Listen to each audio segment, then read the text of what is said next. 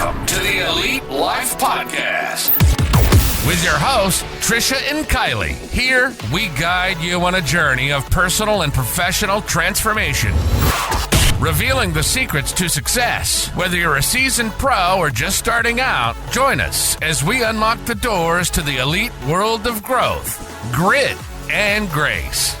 So, let's dive in. Welcome, friends, to another episode of the Elite Life Podcast. Woot woot. Trisha. Sorry, that was rude. I'm Trisha. My lovely, loud co-host over there is Kylee, and we are so excited you joined us today. Banana. Inside joke. Maybe we'll tell you guys one day.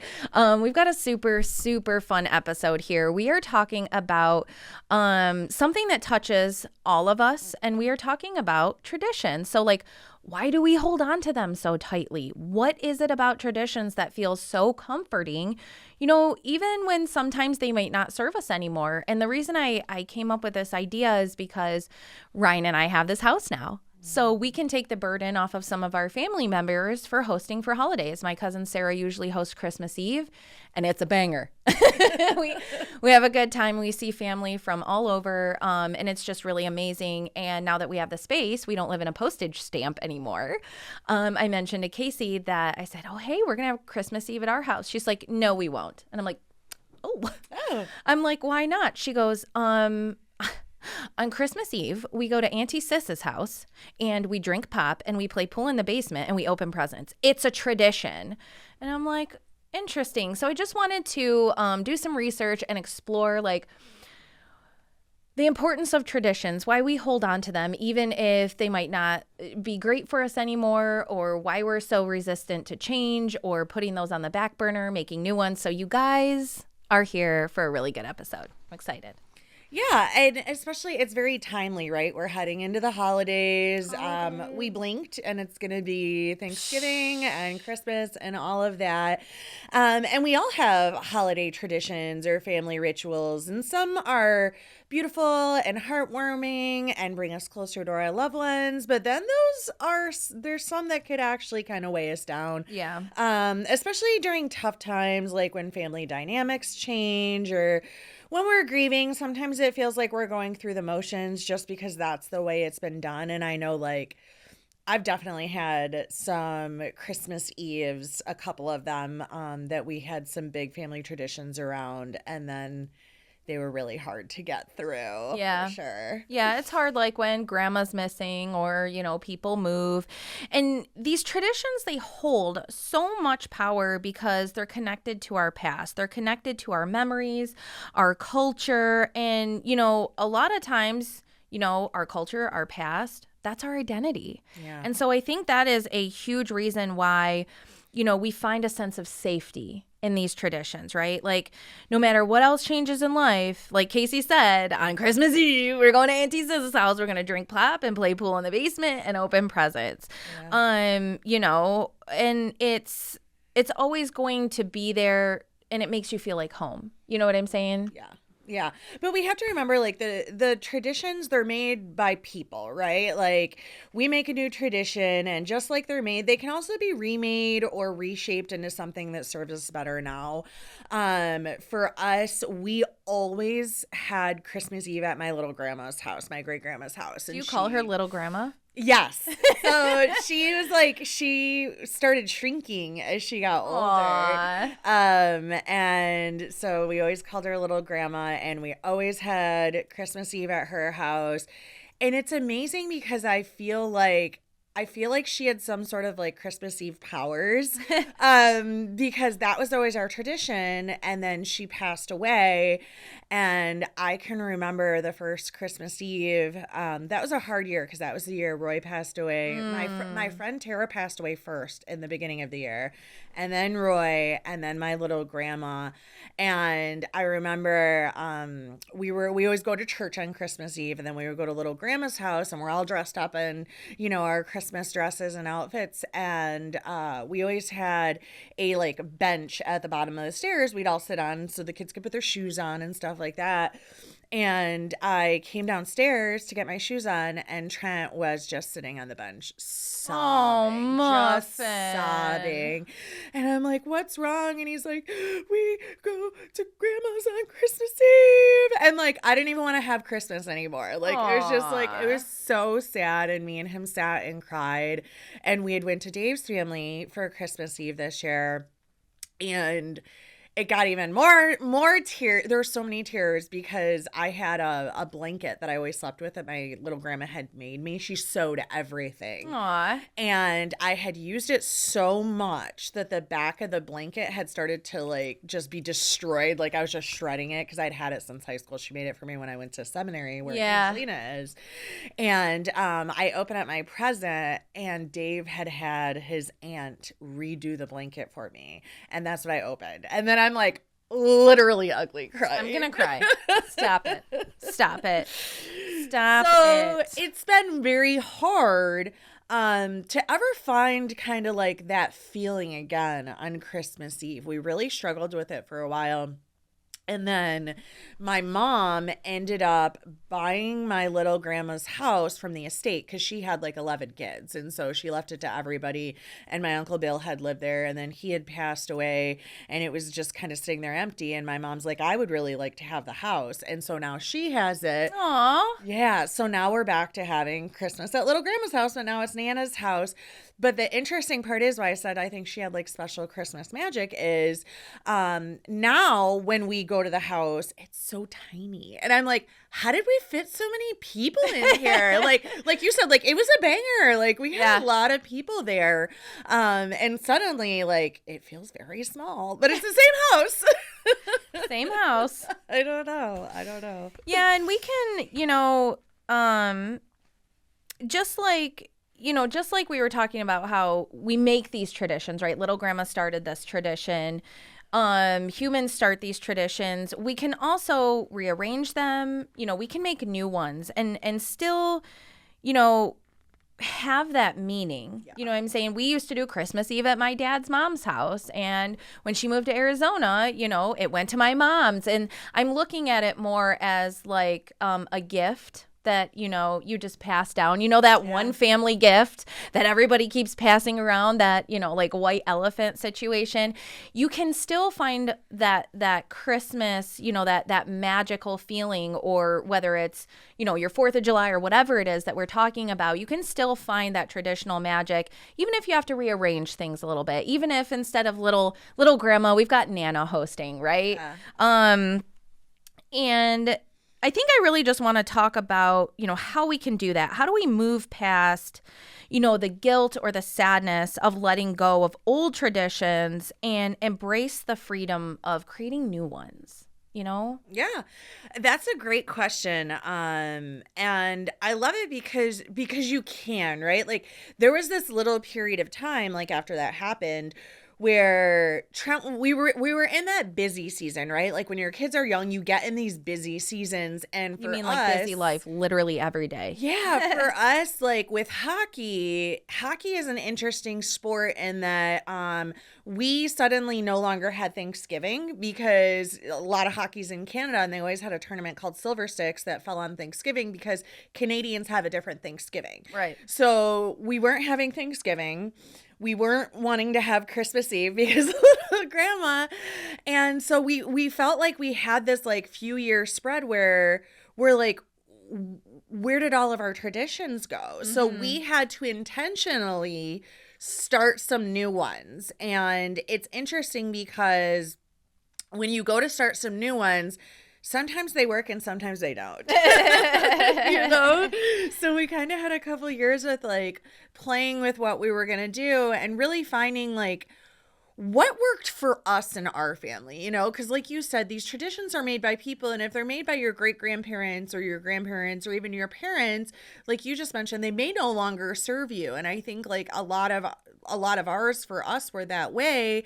Or maybe, as you grew up, you might have had some trauma around the holidays and maybe you don't want to have holidays anymore. Like yeah, because that for you isn't a happy space or a happy memory. And I think that gets into what you're talking about where like, why do we cling to traditions in the first place?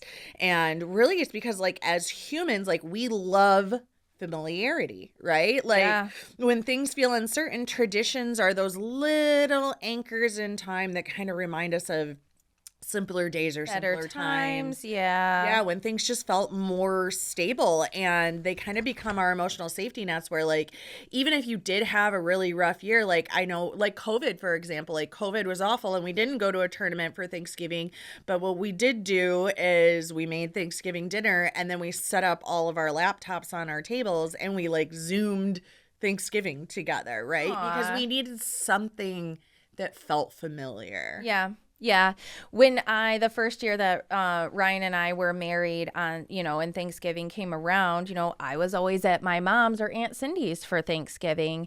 And now I've got Aunt Cindy's, my mom's, and my mother-in-law's to hit. And the one year my mom was like, well, what are we going to do? And I'm like, I am not going to take my kids and go eat Thanksgiving at Mary's and then go eat Thanksgiving at my mom's. And I had to remind her, it really does not matter when we get together and have dinner. It doesn't matter if we have turkey or a taco bar. What matters, and that's what I really want to talk about, is like what matters is the crux, like the core of the tradition. Why did we have it in the first place? We had it to come together, be grateful for what God gave us, just celebrate, chill, and just be together. You can do that anytime. Like you were saying, like you guys weren't there on Thanksgiving for hockey seasons. And so sometimes you might have had to have that super fun family dinner on another day. There's that communal aspect. Traditions, they bring us together, like I said, with the people that we care about most. And I feel like so long as we are continuing to share, that core, what's the word I'm looking for? That core communal time. Yeah, that core goal, like that. I've been hanging out with you too much. Everything that comes out of my mouth is, it's a goal. So long as you're able to restructure and recreate and still maintain, that core reason of why you guys are doing it in the first place, I think that is what can be really helpful when you do have to make a pivot when it comes to these traditions. Yeah, for me, I'm glad you mentioned that, like having to go to all the houses, because for me, that period of time when we didn't really have any traditions, that happened exactly because of that. When we had, Angelina's a baby, Trent's little, we had Anthony in high school and Nikki in high school, and we're running to Dave's mom's, Dave's grandma's, my mom's, mine, all of these houses. And there was a Christmas where like I was so stressed out, and like our kids didn't even get to open their presents, and there was so much stress. And when I was a kid, there was a lot of stress around holidays. I feel like there used to be a lot of stress around like making it perfect. Yeah. And like this big meal and everybody dressed up and then everybody's yelling at each other because the potatoes are lumpy and like for me, there was a lot of stress around holidays. And then there's the stress of like if you celebrate like Christmas or something like that, it's the stress of financially making that happen. Absolutely. And it was like we wanted to go to so many houses and do so many things and see so many people, and then the finances and all those things. And so like I kind of shut it down. And when I started to decide like, the next thing we were going to talk about on our little outline here is like how to create the new traditions. And when I sat down and started to think about like, okay, I do want my kids to experience holidays. That is important. And I do want us to have traditions. But for me, I wanted them to be stress-free. And so really like that's what I started doing. I'd be like, hey, listen, so for Christmas, we're going to be at our house and we would love for you guys to come on over our house and join us. We will be in our pajamas. So like I started Christmas jammies. So like I would buy and I still do today, every Christmas, and my kids love it. And even Trent, like he's going to be 21 this year and he looks forward to, he's like, all right, what do we got this year for Christmas jammies, And I buy these fun little matching jammies. And so it's like, now we have these new traditions, but they're built around being stress-free. Like I want you to sit in your jammies. I want to order Chinese food and I want us to open presents and watch movies and just chill. Yeah. Like our holidays are very, very chill. And like you said, it doesn't even like, if for the family part of things, I'm like, we can get together for Christmas Eve the Saturday before. Yeah, you know? that's what we do. That's what we did last year. It was like the Saturday before Christmas Eve. Everybody can get together, and then if you guys want to come over on Christmas, like, this is where we'll be and what we'll be doing, and I hope you join us. But if you don't, that's totally fine too. So for me, it was really about like looking at what's important for us, and for me, it was not feeling stressed out and being able to actually enjoy it. And I wanted my kids to feel that too. I wanted them to be able to enjoy it. I didn't want it to be stressful that we have to run 100 places, that you have to look a certain way. Like, I started that when Angelina, I think, was pretty little, because she had came out one holiday morning. I forget if it was Christmas or what, and she wanted to wear something ridiculous, and I was just like, whatever. Like, I'm not gonna care about this, you know? Like, what, like you said, like, what's important is that we are together and we enjoy this time, and we make some new really happy memories, and everybody enjoys it. It doesn't matter what you're wearing or what we're eating. Like, yeah, absolutely. So I think the first step when we are talking about starting to build new traditions or rearrange them, you know, the first step is you have to give yourself permission to let go. You have to give yourself permission to be creative. So new traditions, they could literally be anything. Like Trisha just said, like if you don't want to do a big Thanksgiving, you could start a tradition of taking a walk with friends or doing a taco bar instead. Like, it doesn't have to be the turkey and the potatoes and the 12 and the things and all the biscuits and all the carbs. I have been hanging out with you. You know, you have to really give yourself permission to find the thing that is going to bring you that joy. And for some of you, it might be doing some charity work. It might be volunteering. It might be giving back. It might be going to church. It might be being alone. It might be, like Trisha said, just like hampering down, family huddle. If anybody wants to come, great. If not, we are chilling. You know, and I think that might be the hardest part, is giving yourself permission to let go of what was and be creative with what is to come. And like Trisha said, there were some years where you guys were kind of experimenting, and like you did something and then finally you landed on Christmas pajamas, you know? So I think that might be the biggest hurdle. And once you get over that, it's a little bit easier to just kind of figure out what you're gonna do. Yeah, and I think you will be surprised, because what I found was I wasn't the only one who was kind of sick of being stressed out about a holiday looking a certain way and being a certain way.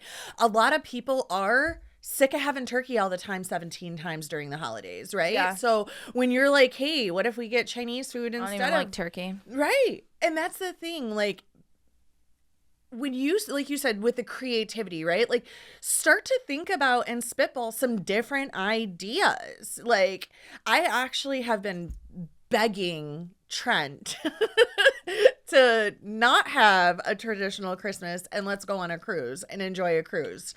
And I haven't locked that down yet, because he's in Canada all the time, so he wants to be home for Christmas, which I will respect until he changes his mind. But sometimes, or until you change it for him. Right. Sometimes people want to do something different. And when you bring it up, they're like, oh, yes, please, finally, can we do something different? You know, so there is comfort and familiarity, but also if you have done the same thing for 45 years, you might be ready to do something different. Yeah. You know? And I mean, there are things that you can do that involve the whole family. Like, for example, like Trisha said, if you are sick of having turkey, why don't you buy everything that you guys are going to need to make your own pizza? Yeah. Oh, that's a fun one. Yeah. Sure. I bought some of Andy's,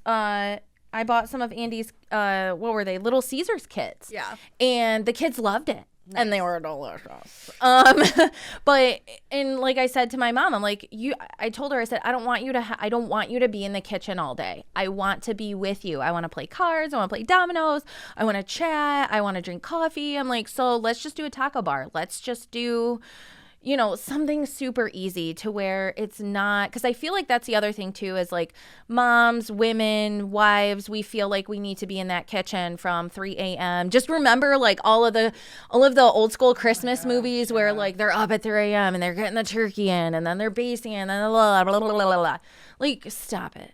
Just stop it. Too much. Too much. You're being too extra. You're being too extra. So don't be afraid to include other people too. Like first you need to figure out, what you want to get out of it, what you need from the tradition. Do you need that connection? Do you need comfort? Do you need reflection? Do you need to just be alone? Let that guide you, like Trisha said, maybe there was a year where we had a lot of tragedy. And so we're just going to huddle up this year, Don't be afraid to include other people though, too. It doesn't just have to be a family thing. I feel like people get way too hung up on, who's family and who's not. And like, this is a family thing. It's like your friends are the family you get to choose. Mm-hmm. Just throwing that out there. I know a lot of people do like Friendsgiving now, the key is just to make it meaningful to you. Just find something that's meaningful to you and your people. For sure. And remember that traditions can evolve. You don't have to get it perfect the first time. What starts very small might grow into something really special and a little bit bigger over time. And the most important thing is to focus on what feels right and authentic to you. Yeah. To you. This should be a day that you enjoy. We work really hard all year long. And I know the other day I was joking in 411 and I'm like, listen, everybody stops working at the holidays.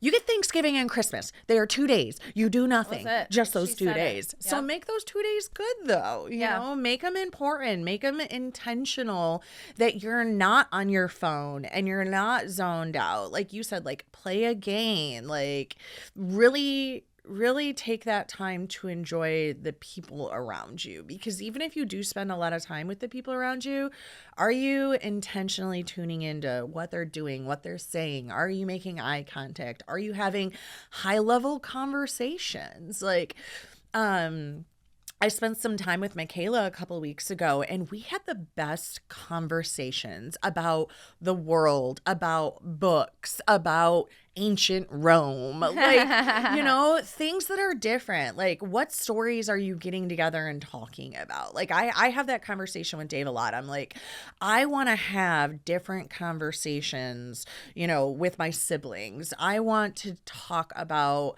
higher level items than just, stupid gossip. Like, like you said, what are you getting out of that time? Like, what connections are you making? What memories are you making? And make sure they're good ones. Yeah, we usually every year for Halloween, we take the kids, we start at my mom's house because my in-laws live just a couple streets over. So we trick or treat over to Mary and Lauren's. And then there's this clown house. We call it the clown house. They have 1,400 clowns all over the front yard. They open the garage. They serve hot dogs. They serve watered down hot chocolate. Like they do a really good job of connecting with the neighborhood. And this year we were talking about maybe going to Amanda and Jeremy's because they are having like a chili cook-off and their neighborhood is real bougie, and you can get like, it'll be more eyeballs on the kids. And at the same time, it's like, okay, well, how can we mesh these two? We can hit Mimi and Papa's and then Oma and Papa's, and we can stop by the clown house. And maybe instead of spending an hour and a half walking around over there, maybe we drive and we stop by these important places and then we head over to our friend's house. There are ways where you can meld things together and, still have your cake and eat it too. Yeah, absolutely. Absolutely. And I think that's what we want everybody to kind of take away from this episode is like, embrace your power and make these days your own. Make it what fits for you. If you're feeling the weight of like a tough holiday coming up because those old traditions bring up a lot of feelings, like, don't be afraid to change them. It's okay. It's okay to make new traditions. Absolutely. Absolutely. So, I think that's all we got, man. Yeah. Share with us, what new tradition are you going to start this year? Or what old tradition have you held on to that you just love so much? You look forward to every single year. Yes. Like, I do look forward to Christmas Eve and getting together with our family. It just brings back all the memories of when my Nana was alive and we were over there and Tut-Tut and everything like that. And then we would go to Grandma's house on Christmas Day. And so it was just, I can close my eyes and just remember like walking into Grandma Cherry's house and the smell of the rice and beans and the turkey and all the things. And yeah, we just wanted to just throw this out there and encourage everybody through this holiday season to just make sure that you are really just enjoying and capturing and having the time and making the connections and just being really meaningful and intentional with your time. Oh my gosh, I'm hanging out with you so much. Oh my God. All right, y'all. Well, thank you so much for joining us here on the Elite Life Podcast. Make sure that before you go, you hit that subscribe button so you don't miss a thing, because we drop fresh content every Thursday. So make sure you come back next week for some more Elite Life. Bye. Thank you for joining us today on the Elite Life Podcast with Trish and Kylee. Don't forget to share this episode with a friend so we can keep delivering you more fantastic insights on grit, grace, and growth. Stay connected with us on Instagram and Facebook, where we'll keep the ideas flowing to help you build a life you love and leave a legacy you can be proud of. Until next time.